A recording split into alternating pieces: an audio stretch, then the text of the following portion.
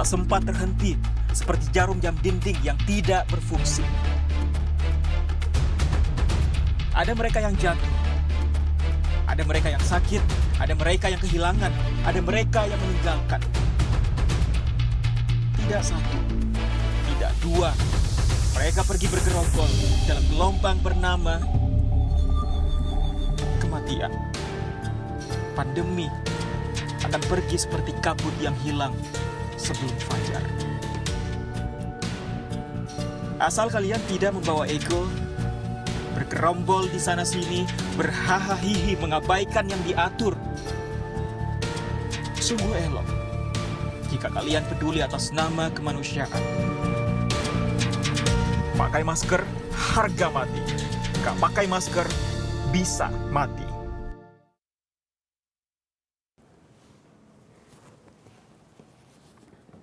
Assalamualaikum warahmatullahi wabarakatuh. Selamat sore, salam sejahtera untuk kita semuanya. Hari ini saya akan menyampaikan perkembangan penanganan COVID-19 di Indonesia. Situasi pandemi COVID-19 di Indonesia terus mengalami perbaikan. Hal ini dapat terlihat dari angka positivity rate yang terus menurun dan juga angka testing dan tracing yang terus mengalami peningkatan. Walaupun demikian, pemerintah akan terus melakukan upaya pengendalian semaksimal mungkin. Selama COVID-19 masih ada di Indonesia, pemerintah secara tegas akan memberlakukan PPKM dengan melakukan monitoring dan evaluasi tiap minggu. Detail perubahan maupun evaluasi yang dilakukan setiap minggunya merupakan kebijakan yang bersifat adaptif menyesuaikan dengan kondisi perkembangan virus yang dinamis. Kebijakan yang diambil juga akan bertumpu pada data terkini untuk memastikan kebijakan yang diputuskan dapat menjawab perkembangan di lapangan. Pertama-tama, saya akan menyampaikan tren perkembangan kasus COVID-19 dibandingkan dengan dunia dan beberapa negara. Seperti yang kita ketahui bersama, bahwa Indonesia baru saja melewati second wave atau puncak kedua pada bulan Juli lalu. Namun, jika dilihat pada perkembangan pada tingkat dunia, maka kasus dunia saat ini mengalami third wave atau puncak ketiga dan kurvanya terlihat sudah mulai melandai perlahan. 3 puncak ini masing-masing terjadi pada bulan Januari 2021, puncak pertama, April 2021, puncak kedua, dan Agustus-September 2021, puncak ketiga. Selanjutnya saya akan menyampaikan tren beberapa negara jika dibandingkan dengan tren dunia. Pada negara dengan penyumbang total kasus positif terbanyak di dunia, yaitu Amerika Serikat, saat ini juga mengalami third wave atau puncak ketiga, dan kurvanya juga terlihat sudah mulai melandai. Pola kenaikan kasus di Amerika Serikat mirip dengan pola kenaikan kasus dunia, terutama pada kenaikan kasus bulan Januari 2021 dan September 2021. Terdapat sedikit perbedaan bahwa pada bulan April 2021, kasus COVID dunia mengalami lonjakan, sedangkan di Amerika Serikat mengalami penurunan.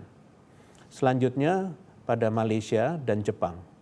Kedua negara ini memiliki pola kenaikan kasus yang serupa dengan dunia, di mana terjadi 3 kali lonjakan kasus pada bulan Januari 2021, April 2021, dan Agustus-September 2021. Saat ini Jepang sudah mulai menunjukkan penurunan, namun Malaysia masih berada di puncak kasus ketiga.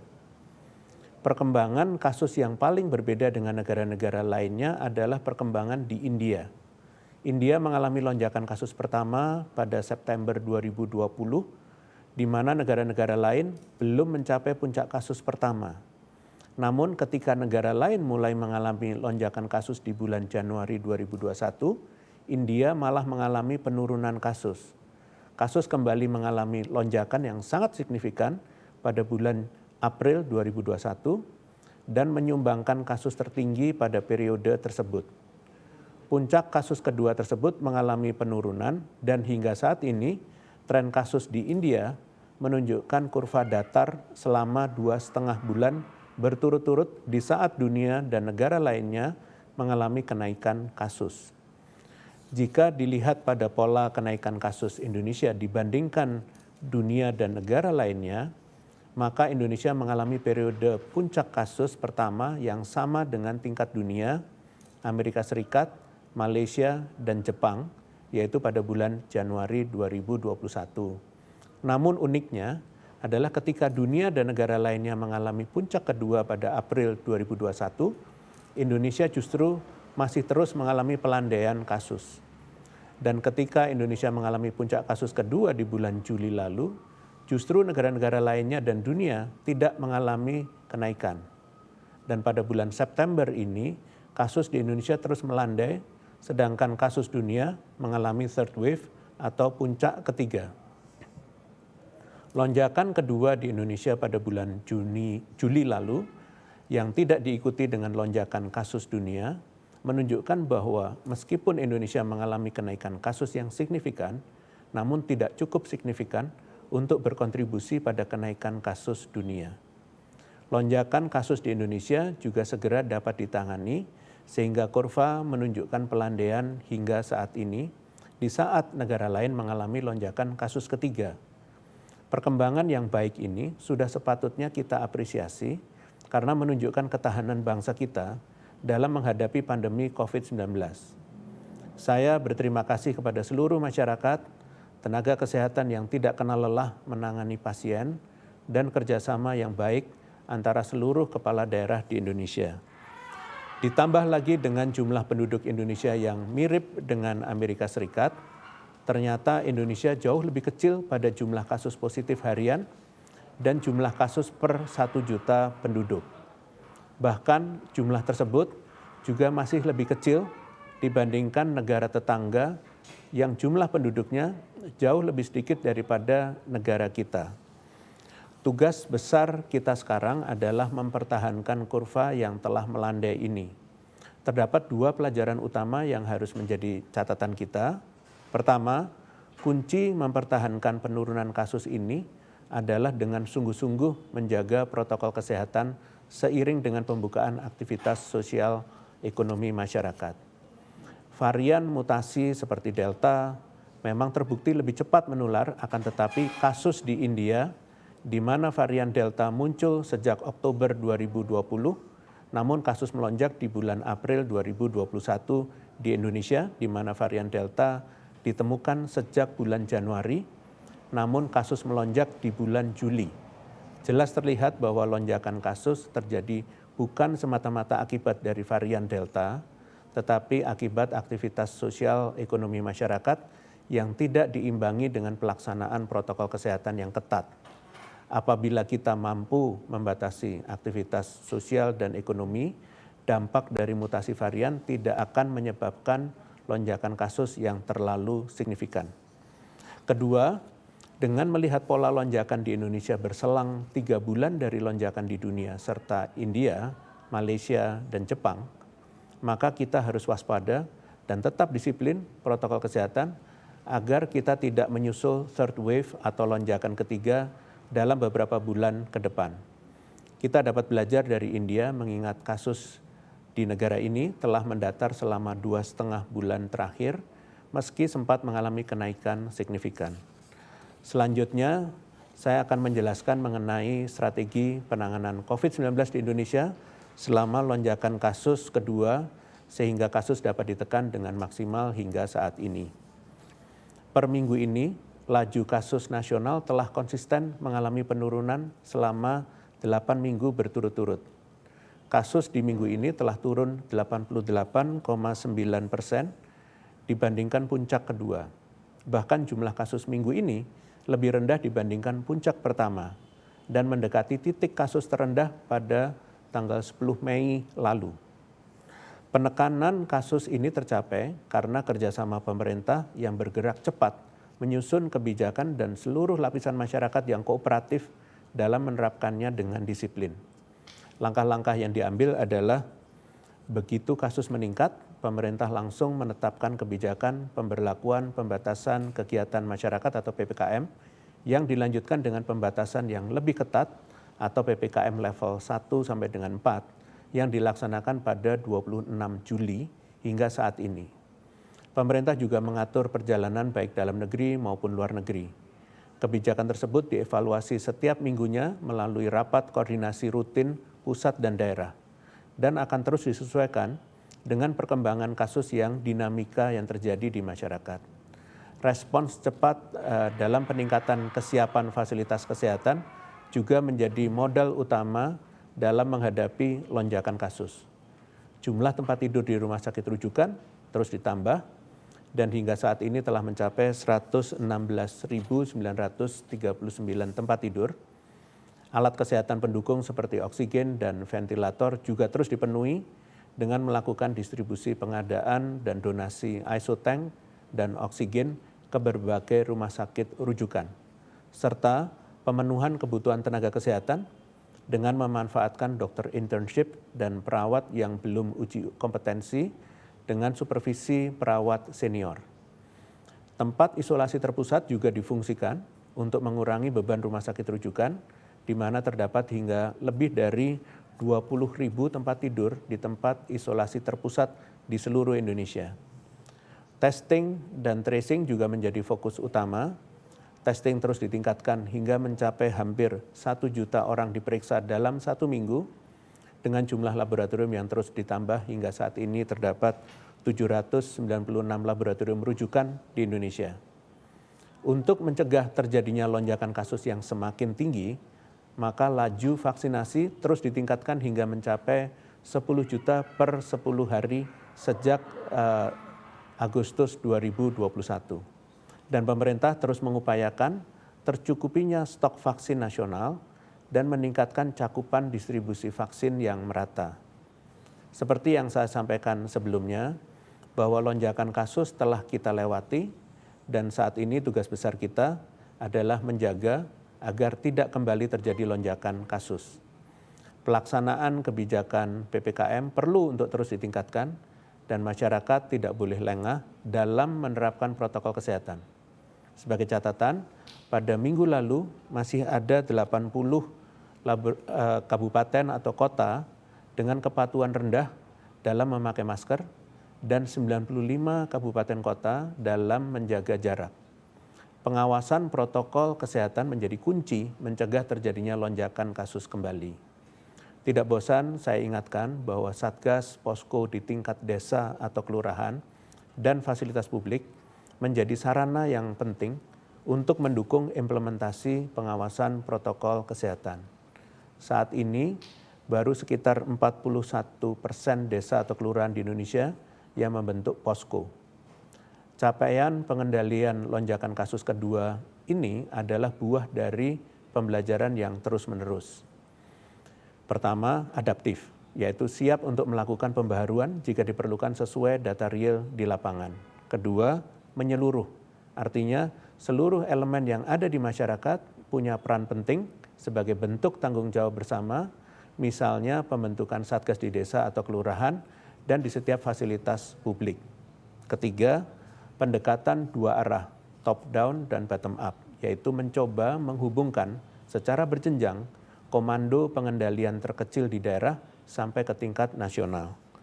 Dengan penuh keyakinan dan optimisme, Indonesia terus-menerus melakukan penyempurnaan pada pelaksanaan berbagai kebijakan pengendalian COVID-19 nasional yang ada.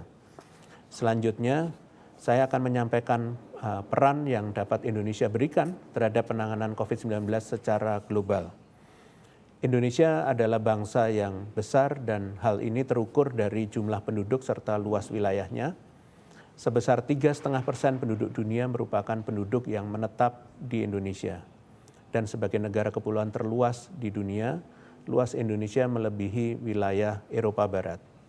Karakteristik demografis dan geografis inilah yang menjadi sebuah tantangan sekaligus keistimewaan bagi Indonesia dalam pengendalian COVID-19. Tantangannya ialah Indonesia berisiko berkontribusi cukup besar terhadap kasus dunia mengingat kepadatan populasi dan banyaknya pintu masuk pendatang ke Indonesia. Namun jika Indonesia mampu mengendalikan COVID-19 dengan baik, maka akan memberi pengaruh besar dalam pengendalian COVID-19 secara global. Puji syukur atas rahmat Tuhan Yang Maha Esa, serta kerja keras masyarakat dan pemerintah untuk konsisten melakukan pengendalian COVID-19 secara berlapis, maka saat ini kontribusi kasus COVID-19 nasional cukup terkendali. Kebijakan berlapis itu meliputi pengaturan pelaku perjalanan internasional, pelaku perjalanan dalam negeri, dan pengendalian aktivitas masyarakat di rumah, perjalanan, maupun saat beraktivitas di luar rumah. Terlepas dari pencapaian yang amat baik ini, Indonesia meyakini bahwa COVID-19 tidak akan sepenuhnya hilang dalam waktu yang singkat. Dinamikanya masih terus ada, mengingat di beberapa negara lain masih ada yang berjuang menekan laju penularan. Sehingga demi mencegah kesuksesan pengendalian COVID-19 yang bersifat sementara, maka pemerintah Indonesia menyusun peta jalan yang merupakan strategi antisipatif dan dasar tatanan hidup baru bagi masyarakat yang dikendalikan melalui kebijakan PPKM yang dinamis, sesuai data dan fakta di lapangan. Peta jalan ini tidak hanya untuk menekan terjadinya penularan COVID-19, namun juga mendorong produktivitas masyarakat yang terkendali. Kedepannya, fokus pemerintah Indonesia ialah mencapai fatality rate kurang dari 2%, kasus aktif kurang dari 100.000 kasus, dan positivity rate kurang dari 5%. Berangkat dari fakta tersebut, saya akan menyampaikan beberapa poin perubahan PPKM di wilayah Jawa Bali yang akan berlaku seminggu ke depan sesuai Inmendagri nomor 42 tahun 2021. Pada daerah level 3 dan 2, bioskop dapat beroperasi dengan kapasitas maksimal 50% tanpa makan dan minum di dalam ruangan, dan pengunjung di bawah umur 12 tahun dilarang masuk. Operasional bioskop akan terintegrasi dengan sistem Peduli Lindungi. Pada level 3, akan dilakukan uji coba protokol kesehatan di tempat wisata dengan pengecualian pengunjung di bawah usia 12 tahun, serta penerapan sistem ganjil genap dari dan menuju lokasi wisata mulai hari Jumat jam 12.00 sampai dengan hari Minggu 18.00 waktu setempat untuk mencegah kerumunan. Operasional uji coba prokes di tempat wisata juga akan terintegrasi dengan sistem Peduli Lindungi. Diterapkannya pembatasan pintu masuk perjalanan penumpang internasional dengan rincian, pintu masuk udara hanya melalui Bandar Udara Soekarno-Hatta dan Samratulangi, pintu masuk laut hanya melalui Pelabuhan Batam dan Nunukan, pintu masuk darat hanya melalui pos lintas batas negara atau PLBN Aruk dan Entikong di Kalimantan, dengan pengaturan teknis lainnya akan diatur lebih lanjut oleh Kementerian Perhubungan. Penambahan indikator capaian vaksinasi dalam menetapkan level daerah, maka syarat perubahan daerah level 3 menjadi level 2, yaitu minimal melakukan vaksinasi dosis 1 kepada 50% penduduk secara umum dan dosis 1 kepada 40% penduduk lansia atau lebih dari 60 tahun. Dan syarat perubahan daerah level 2 menjadi level 1, yaitu minimal melakukan vaksinasi dosis 1 kepada 70% penduduk secara umum dan dosis 1 kepada 60% penduduk lansia atau lebih dari 60 tahun. Setiap pemerintah daerah level 2 akan diberikan waktu selama 2 minggu untuk mencapai target. Jika tidak tercapai dalam waktu yang diberikan, maka keduanya akan ditetapkan sebagai daerah dengan level 3. Sebagai tambahan, capaian vaksinasi terendah digunakan sebagai dasar penetapan level kabupaten kota pada wilayah aglomerasi. Terkait dengan vaksinasi sebagai salah satu pilar pengendalian COVID-19 di Indonesia, kemarin malam pemerintah pusat atas komando Presiden resmi menjadi cakupan vaksinasi per daerah sebagai syarat penurunan level daerah demi meningkatkan capaian vaksinasi nasional yang telah melampaui 24% dari target yang ditetapkan oleh WHO. Selain itu, pemerintah pusat juga melibatkan berbagai unsur untuk mengawasi distribusi vaksin ke daerah termasuk Badan Pengawas Keuangan dan Pembangunan atau BPKP, TNI, dan Polri. Pemerintah akan mengupayakan secara maksimal target vaksinasi 40% populasi di setiap negara di akhir tahun 2021 dan selanjutnya bertambah menjadi 70% populasi di pertengahan tahun 2022 sesuai arahan WHO. Selain itu, sejalan dengan amanah Presiden yang menyatakan Indonesia wajib berpartisipasi mengatasi kesenjangan vaksinasi antar negara, berikut adalah langkah-langkah yang diambil oleh pemerintah. Indonesia melalui Menteri Luar Negeri mendorong percepatan vaksinasi global melalui peningkatan produksi vaksin dengan dilakukan diversifikasi produksi, perluasan jenis vaksin yang disalurkan oleh COVAX, dan peningkatan kapasitas vaksinasi negara-negara AMC atau Advanced Market Commitment, yaitu negara dengan hak mengakses vaksin sebesar 20% dari populasi total.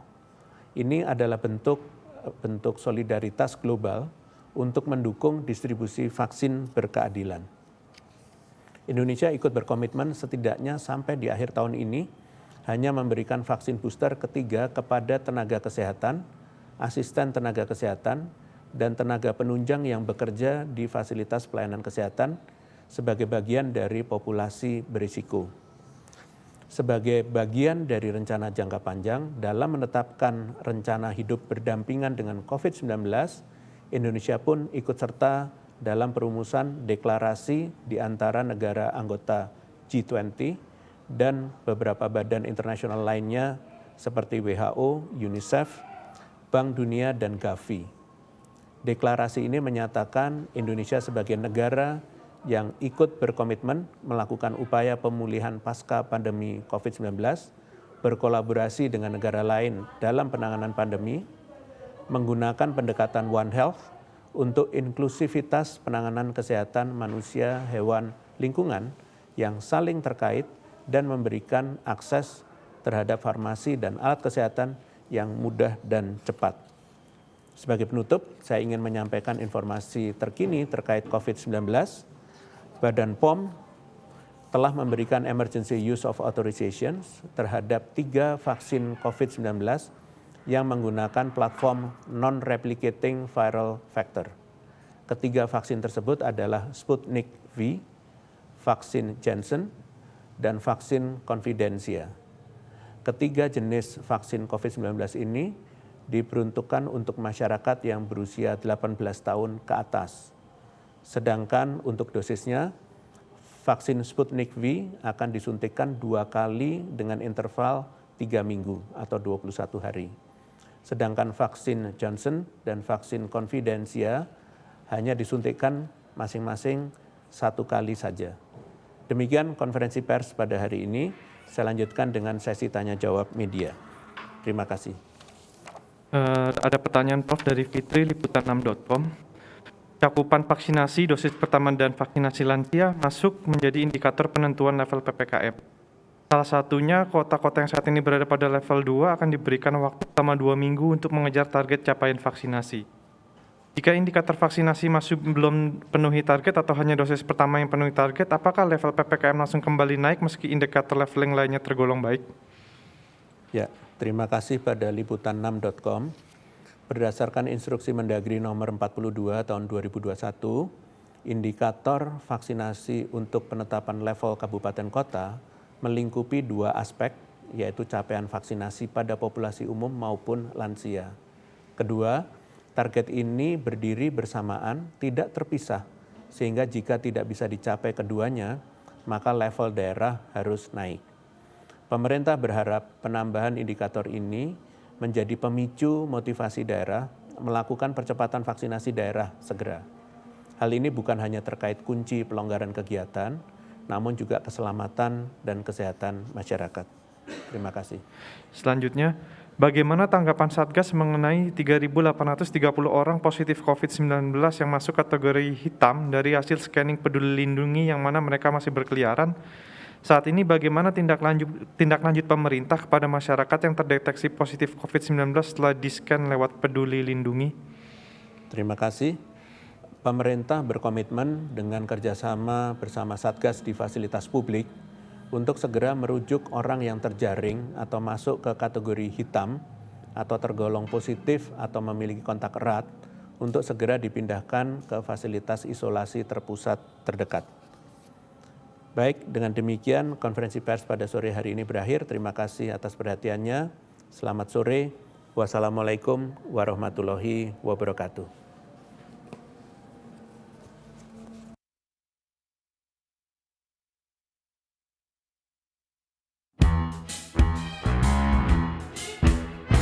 Jalani hari dengan 3 wajib iman